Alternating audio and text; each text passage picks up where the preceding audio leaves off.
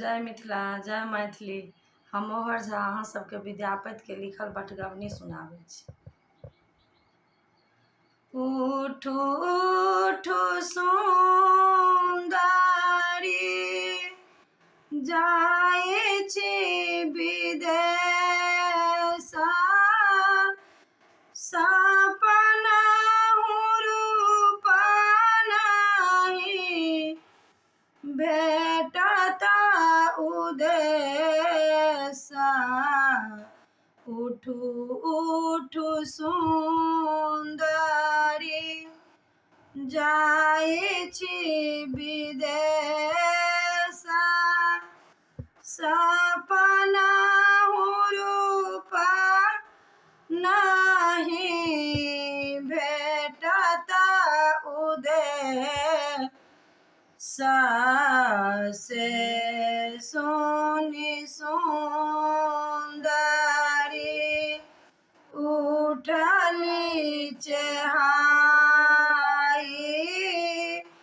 पहुँ का वचन सुनी सली झमाई।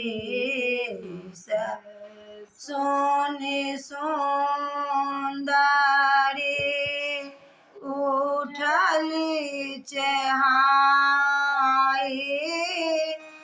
पहुँ के वचन सुनी, पहुँ के वचन सुनी खसली झमाई।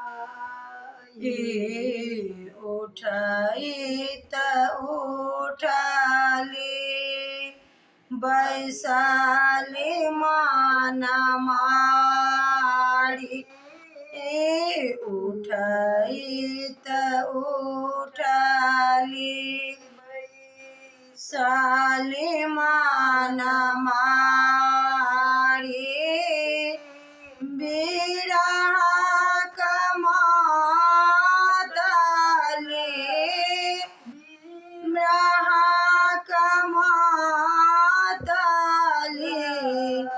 खसली आहारी। उठू उठू सुंदरी जाए छी विदेश, सपना रूप नहीं, सपना रूप नहीं भेटत उदेश। एक हाथ आपटना,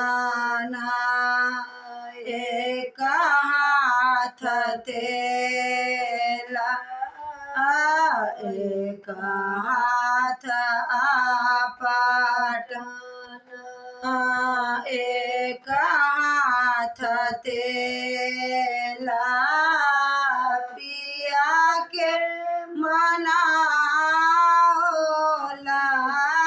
पिया के मनाओला, सुंदर गेला। उठू उठू सुंदरी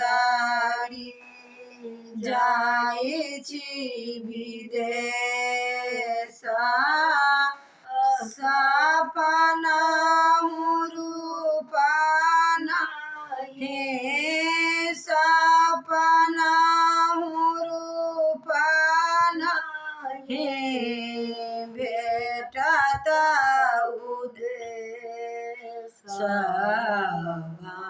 नहीं विद्यापति सुनु ब्रजनारी,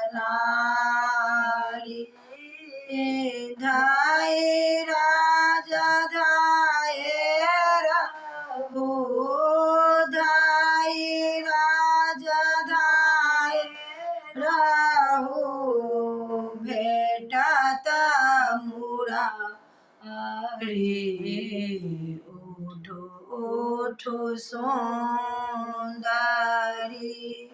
जायछि विदेश सपना रूपा नाही सपना रूपा नाही भेटत उदेश